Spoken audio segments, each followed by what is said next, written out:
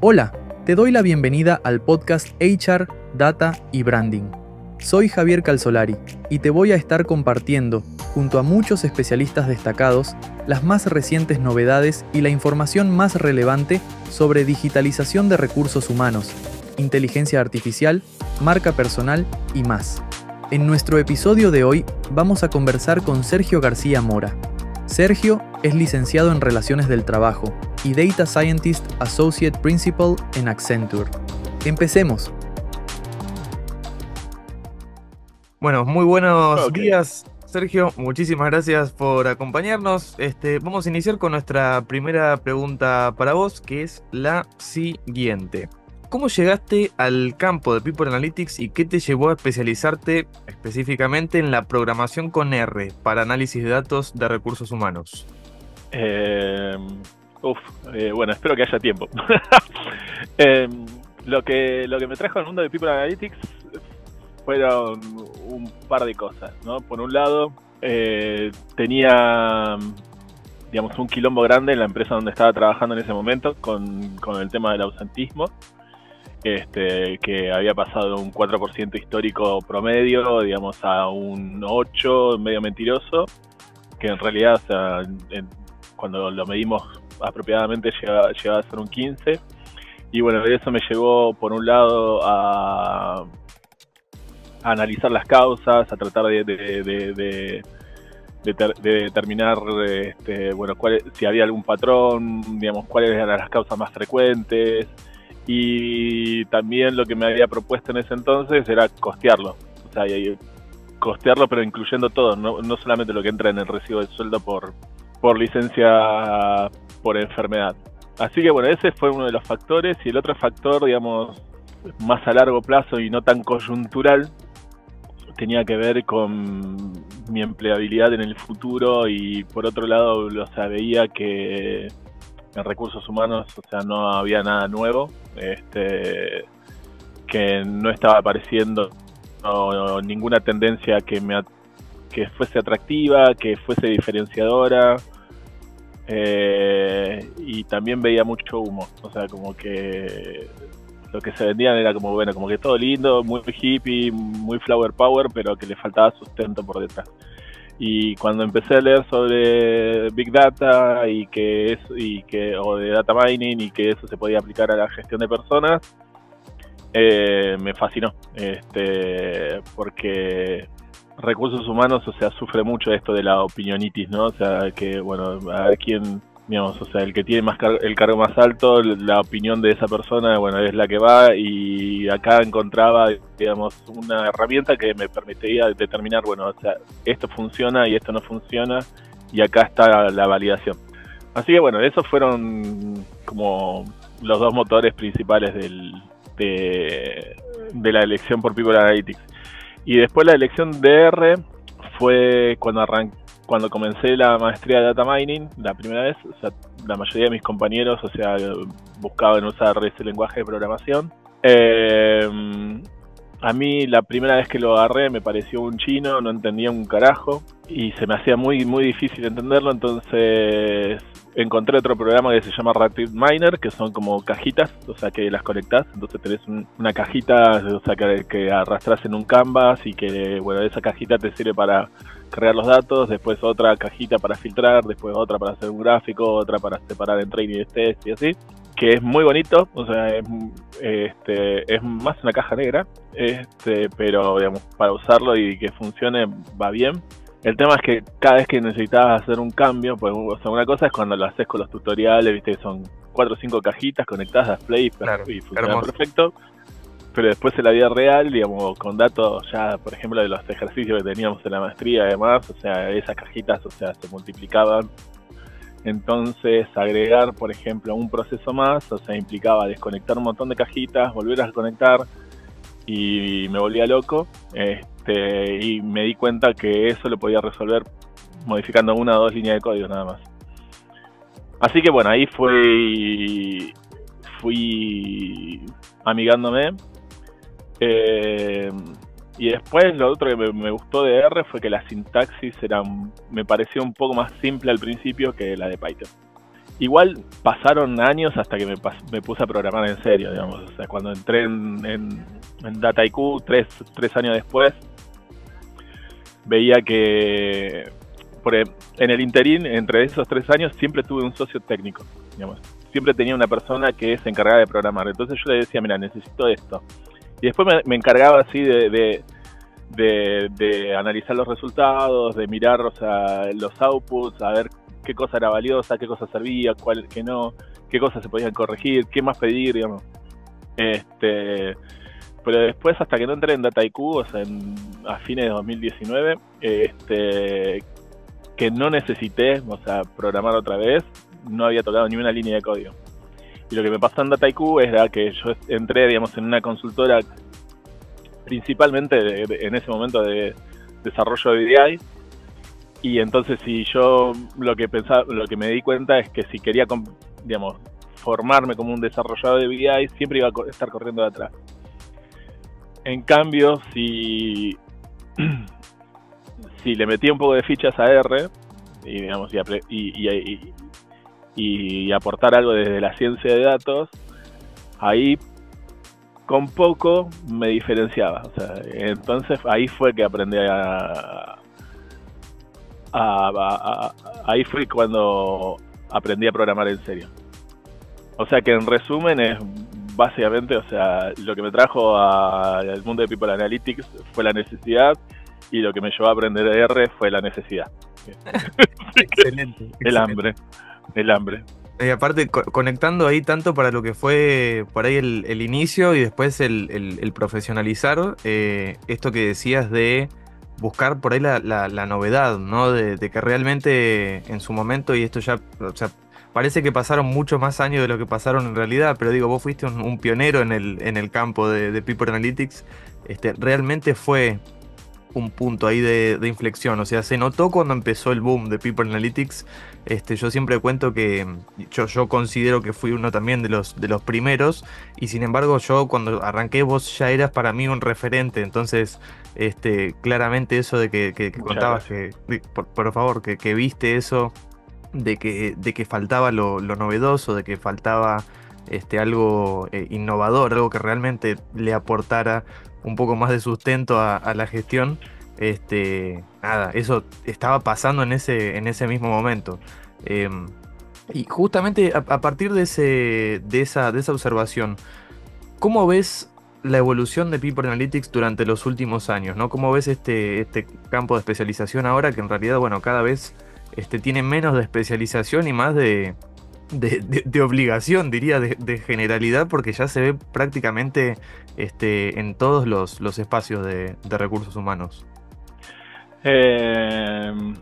Veo que es como algo que va y viene, ¿no? O sea, porque por un lado está, digamos, como el desarrollo tecnológico, que, o sea, que constantemente, digamos, o sea, está sacando algo nuevo, digamos, siempre hay algo nuevo, diferente, que es fascinante. Y después, por otro lado, están las tensiones, o sea, en las empresas, ¿no? O sea, que lo que veo es que no hay como un problema que es específicamente, por ejemplo, de Latinoamérica o de Sudamérica. Digamos, también lo veo en empresas globales, incluso a veces en empresas que están como muy avanzadas, o sea, con el desarrollo de People Analytics, y en donde las tensiones están desde, no sé, el presupuesto que tiene recursos humanos, o incluir a recursos humanos dentro de la estrategia digital, pero también, digamos, o sea, invirtiendo fuerte ahí, porque para muchas empresas, digamos, o sea, las personas son su principal activo, pero de la boca para afuera, y así que, y a veces lo que pasa también es que, bueno, falta como cascadear bien, o sea, las mejores prácticas, cómo utilizar o explotar al máximo las herramientas que disponen de las compañías. Así que, bueno, creo que es súper interesante, súper desafiante, o sea, y me parece que para mí uno de los focos a los que les prestamos poca atención es justamente la la parte de change management, o sea, porque como que enfocamos toda la parte de People Analytics desde el punto de vista tecnológico, desde el punto de vista de las herramientas, pero bueno, también implica un cambio en la forma de tomar decisiones, en la forma de analizar, en la forma también de compartir y de democratizar la información, de poner a disposición la información. Y bueno, eso son procesos que también involucran, digamos, a expertos en temas de change management. Totalmente, totalmente. De hecho, una de las conversaciones que por ahí hemos tenido recientemente en alguna de las formaciones que compartimos en Humanos Reales tiene mucho que ver con esto, ¿no? Y no solo en el ámbito de People Analytics, sino en general, hablando de agilidad, por ejemplo, hablando de People Experience, que se pregunta mucho, bueno, ¿con qué herramienta hago esto, no? ¿Con qué software, con qué programa, con qué tipo de tablero, con qué hago esto? ¿Cómo arranco mañana para poder hacerlo en mi empresa? Y en general la respuesta tiene que ver por ese otro lado, ¿no? Por cómo vas a hablar con los responsables de toma de decisión, cómo vas a hablar con la gente. Nada, todos esos otros factores que tienen que ver más con una implementación y con mantener esa implementación, y no tanto con la herramienta, ¿no? Por eso acá por ahí la discusión R Python ¿viste? Es un tema de gustos y encima queda en otro, ni siquiera un segundo plano, un tercer plano. Así que totalmente de acuerdo. Ni hablar. Y para colmo, POSIT, bueno, lo que era antes de RStudio, digamos, ahora está como trabajando fuerte en poder trabajar los dos lenguajes, o sea, dentro de un mismo script, o sea, que es el Bover, ¿viste? O sea, el River Boca, o sea, a la enésima potencia. Pero hay algo que dijiste, o sea, que es muy interesante también y que tiene que ver con esto de mantener. Porque lo que veo que pasa, o sea, cuando no se desarrolla, digamos, los proyectos de People Analytics, o sea, o las áreas de People Analytics no se desarrollan como parte de una estrategia, terminan, digamos, empezando como una iniciativa de alguna persona que tiene la inquietud, o sea, que tiene las ganas de armarse un tablero, de armar algún análisis, de empezar con un proyecto que por ahí, o sea, genera interés, o sea, en la dirección de recursos humanos o en alguna dirección de negocios, pero justamente como falta esa estrategia, como falta ese apoyo, como falta ese sponsoreo, cuando esa persona deja la organización, hasta ahí llegó People Analytics. El amor. Totalmente. Sí. Totalmente. Así que... Sergio, te consulto por ahí de manera más específica. Si pensando ya en implementaciones que hayas pasado en empresas, que puede ser algún caso tuyo o alguno que hayas visto implementado en una organización que te haya quedado así grabado. Si podés compartir algún caso de éxito donde la aplicación de People Analytics haya generado así un impacto significativo en la estrategia de recursos humanos. Si te pregunto así, ¿qué es lo que se te viene a la cabeza?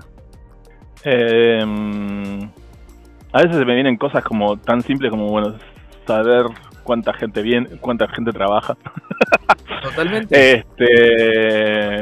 Válido y es parte de, totalmente. No, o sea, el proyecto, como digo siempre, ¿no? El caballito de batalla del análisis predictivo de rotación. No sabes la cara de satisfacción que a veces tienen los clientes cuando deciden, al fin sé cuánta gente labura acá. Es una locura. No, pero después, a ver, de MSD, o sea, una de las cosas que más me quedó fue el tema de cómo manejaban toda la parte de People Experience.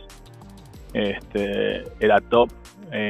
Y no necesariamente porque hicieran cosas que fueran muy diferentes a otras empresas, pero sino que realmente, digamos, había un equipo de 2 personas, más Jeremy, o sea, si se quiere, o sea, dirigiendo, o sea, que realmente, o sea, le ponían mucha cabeza, estaban como muy atrás, bueno, de cuáles eran las preocupaciones del negocio, y más allá de un cierto core de preguntas, o sea, que se mantenían, habían como ciertos ejes temáticos que iban variando, o sea, a lo largo del tiempo, o que se repetían digamos, o sea, de forma periódica por ahí. Pero después, o sea, las cosas que vos tenías ahí eran, digamos, estaban disponibles para todo el mundo, digamos, o sea, que tenía acceso en 3 días. O sea, poner que terminaba el equipo de Employee Listening constaba de 2 personas, o sea, tampoco era, viste, que tenían como un batallón. O sea, que eran 3, o sea, incluyéndolo a Jeremy, que dirigía, digamos, o sea, todo el área. Jeremy Shapiro para los amigos. Pero lo interesante era que ellos siempre estaban, digamos, o sea, más allá de un set de preguntas que se repetía. Después, o sea, todo el contenido de las encuestas, o sea, iba en función de lo que necesitaba el negocio, de cuáles eran los problemas. Y por otro lado, después la información está disponible, o sea, prácticamente, o sea, de un día para el otro. De hecho, terminábamos de recolectar las preguntas, de las respuestas. Nosotros teníamos acceso por ahí, o sea, 2 días después, y después 4 días después, o sea, todo el management tenía acceso a sus resultados y podía, o sea, trabajar en pos de eso. Después, mi primer proyecto de People Analytics, o sea, formal, digamos, como consultor, que también fue una encuesta de clima. Lo lindo de ese proyecto fue que cuando el equipo de recursos humanos presentó a la dirección el tablero y todo el análisis que nosotros habíamos hecho, el feedback que recibieron fue: eso es lo que necesitamos implementar en toda la empresa. Digamos, o sea, que ahí, o sea, recursos humanos picó en punta, digamos, para liderar, digamos, como un cambio, o sea, hacia una gestión data driven. Así que eso es un motivo de orgullo. Pues. Y después, bueno, pequeños proyectos, o sea, por ahí, o sea, una de las cosas que son más satisfactorias es ir en contra de una idea preconcebida, como por ejemplo, no sé, asumir que estamos promoviendo pocas mujeres, o que por ahí en los planes de sucesión, digamos, o sea, no se las tiene en cuenta y que los datos te digan otra cosa. Eso siempre está bueno. Total. Y después, bueno, no sé, hay cositas. Creo que lo lindo también es, o sea, es cuando los datos le sirven al cliente, ¿no? O sea, ya sea el cliente interno o el cliente externo, ¿no? Pero, por ejemplo, un gran éxito de un tablero era que desarrollamos para un cliente, tenía que ver con preguntarles, o sea, bueno, ¿cuál es la información? O sea, si, por ejemplo, la información que a ustedes les interesa está volcada en el tablero, ¿no? Y voy al ejemplo concreto. Digamos, este cliente en particular tenía, digamos, un objetivo que afectaba a un bono. Tenía un objetivo de gasto en horas extras. O sea que si por año gastaban menos de tanta plata en horas extras, o sea, ellos recibían un bono. Entonces la pregunta es, más allá del indicador de horas extras, del gasto de horas extras y demás, ¿te gustaría que ese indicador, o sea, qué tan lejos o cerca del bono estamos, te gustaría que esa métrica estuviera en el tablero? Y la verdad que sí. Entonces, esos son como los grandes wins que vos tenés. Porque después, o sea, incluso en MSD, teniendo un equipo de Data Science y demás, o sea, la mitad de los éxitos o la mitad de la información que mostrábamos que era valiosa de gestión venían de KPIs, o sea, no necesariamente tiene que ser todo tan complejo. Después sí hacíamos cosas más sofisticadas, pero no necesariamente, o sea, lo más complejo o lo más novedoso va a ser lo más valioso. Me encanta porque es un desafío al modelo de madurez de Gartner, ¿no? Esto de a mayor complejidad, mayor valor, la etapa prescriptiva y toda la bola, ¿no? Sí, pero es el tema, creo que hay Recursos humanos, o sea, la gestión de personas es muy compleja y creo que, no sé quién decía después, o bueno, en todo caso buscarás a quién le adosamos la frase, ¿no? Pero, o sea, mientras más complejo el problema, más simple tiene que ser la solución, digamos, o sea. Total. Y eso es algo que, por ejemplo, no sé, una de mis autoras favoritas, Tracy Smith, tiene esa visión siempre, ¿no? O sea, de que hay un libro de ella de planificación estratégica de mano de obra, en donde en su introducción cuenta que analizó, o sea, cuando ella lo necesitó hacer, analizó, digamos, o sea, los modelos de un montón de consultoras, o sea, de grandes empresas, de qué sé yo, de management global, y decían, esto es imposible de entender, o sea, tenés que tener un especialista en entender lo que quieren decir, para después, o sea, tener otro especialista que te ayude en la implementación, lo cual es imposible. Entonces ella desarrolló, como tomando elementos de cada cosa, desarrolló un modelo, o sea, de Strategic Workforce Planning propio, que es simple conceptualmente, porque después el trabajo sí es jodido. Claro. Mínimo entenderlo bien primero. Claro, pero y creo que a veces ese es el tema, es el fundador de Waze decía, no sé, como que te tenés que, o sea, la clave del éxito es enamorarte del problema, digamos, obsesionarte con eso. A mí el motor que me sacó de mi zona de confort, o sea, yo elegí recursos humanos porque no tenía números, es una carrera que no tiene números. Y lo que me sacó de mi zona de confort fue justamente ponerme a analizar con números y con datos, digamos, un problema de ausentismo que o sea, era una papa caliente que teníamos en la empresa y que sí o sí necesitábamos resolver, digamos, o sea, porque yo estaba en el ojo de la tormenta en eso. O sea, yo como equipo de recursos humanos, por más que no sea 100% responsabilidad de recursos humanos el tema del ausentismo, pero yo estaba en el ojo de la tormenta, digamos. Entonces, bueno, eso fue lo que me llevó, digamos, a ir un poquito más allá y a veces es eso, o sea, es de tener el coraje de asumir, bueno, o sea, las cosas que pueden llegar a estar mal, o las cosas que pueden llegar a estar bien, y, digamos, o sea, creo que cada uno de ahí tiene que encontrar su propia motivación.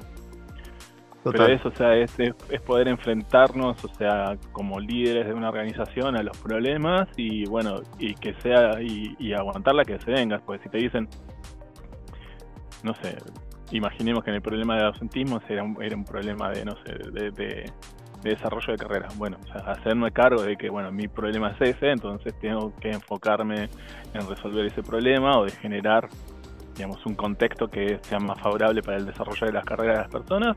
Y bueno, como management tenemos que asumir este compromiso. Totalmente. Y volvemos a lo de Change Management. Total. Ya me imagino un montón de consultores de Change Management escuchando este podcast. Absolutamente.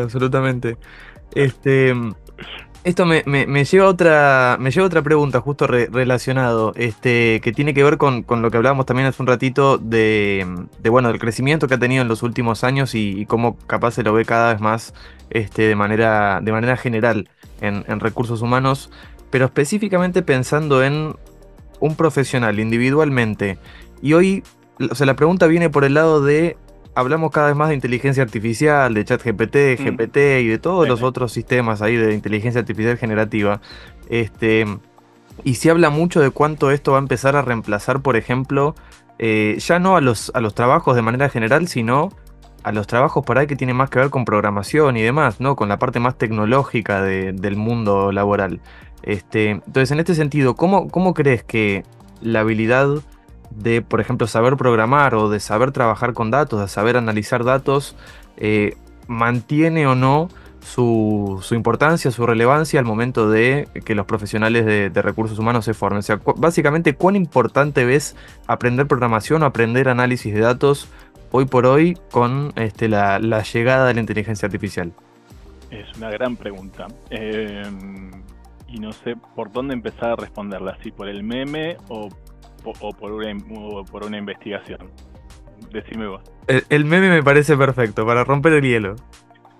Bueno, hay un meme en donde arranca como que diciendo que, bueno, la inteligencia artificial va a reemplazar a los programadores, y está el programador diciendo, bueno, en el momento que el cliente o el usuario te pase específicamente, o sea, lo que quiere, lo que necesita, de qué base de datos va a sacar los datos, cuál va a ser el KPI que necesita calcular y cómo va a querer esa visualización, digamos, o sea, el día que el cliente llegue a ese punto, digamos, o sea, ahí sí voy a perder mi trabajo.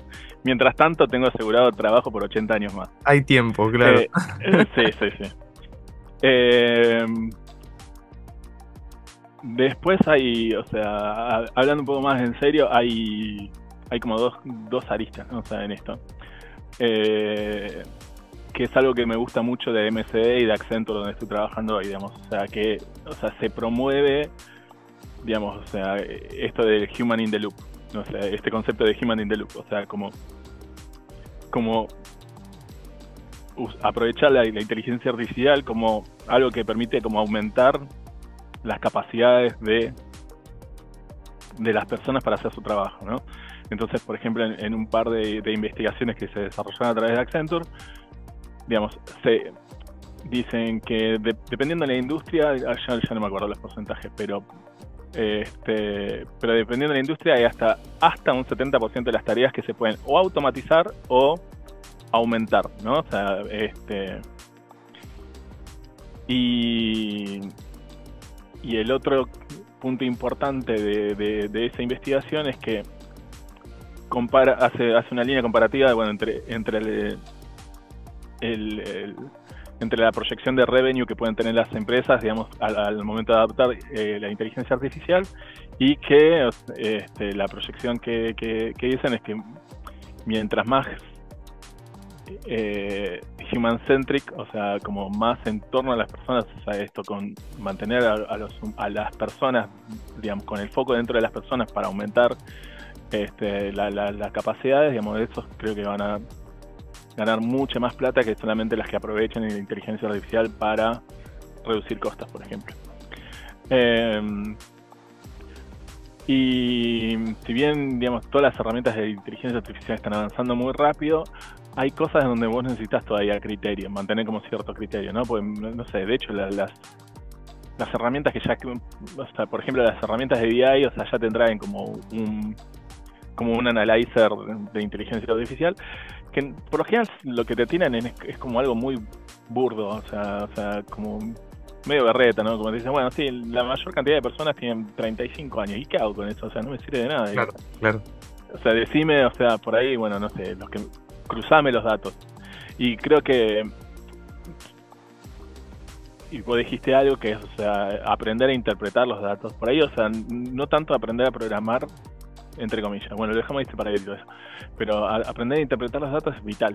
O sea, es vital. O sea, justamente para desafiar eso, o sea, lo que el resultado te arroje. Y después también para poder buscar contextos, no sé, porque por ahí lo que le está faltando hoy por hoy a la inteligencia artificial es el contexto, o poner algo en contexto, digamos.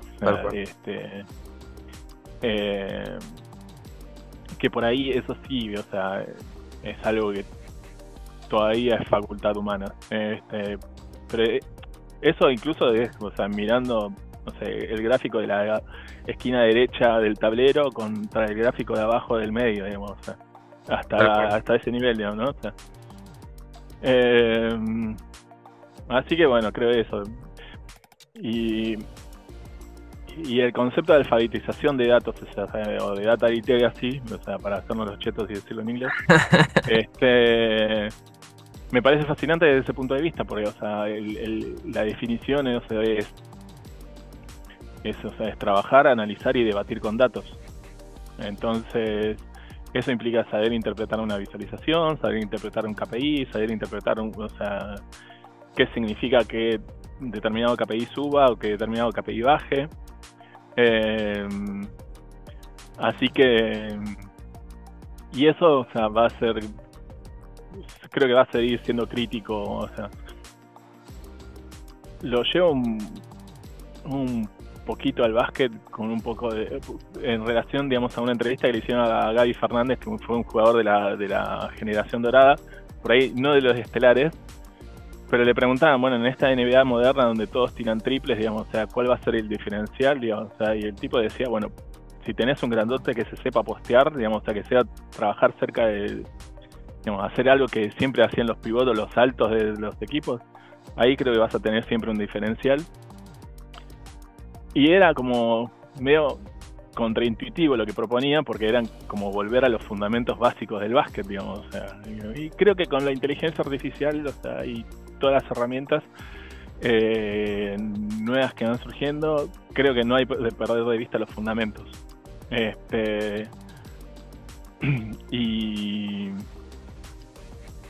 Y por ahí, y que es algo que yo uso también, o sea, todo el tiempo, digamos. O sea, bueno, cómo no sé, hago tengo estas columnas y esta es mi output.